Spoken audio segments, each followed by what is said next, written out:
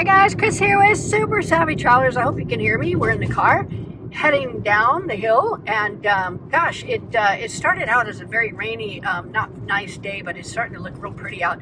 All the flowers are out and everything else. Anyway, it's gorgeous here.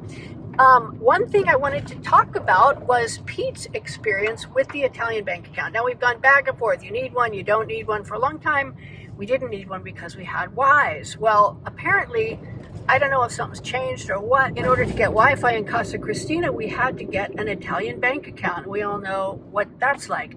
However, Pete and Ivan Di Luca went down to Poste Italiane and they got the accounts that we need, and it was relatively simple.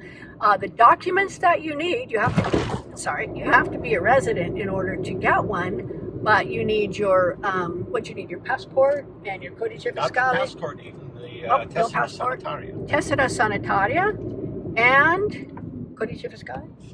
Oh, no codice fiscale. Well, there was something else you needed. Just Carta d'identità. Carta d'identità. And the carta d'identità. Okay, so all in all, what he needed was the tessera sanitaria, which is the health card, and the carta d'identità. Now, Ivan Di Luca really filled him in on why all these things are needed and the other things aren't, like no codice fiscale. What?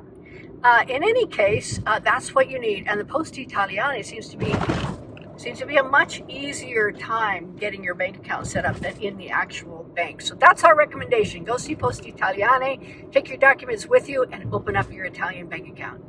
Oh, by the way, if you're not a resident and you have trouble getting internet, you can always get a hotspot. Now, the hotspots that we used to get were horribly awful. They were called dongles, but the hotspots are really, really good. And you can up them every month, so you don't have to pay when you're not using it. So I hope that helps, guys.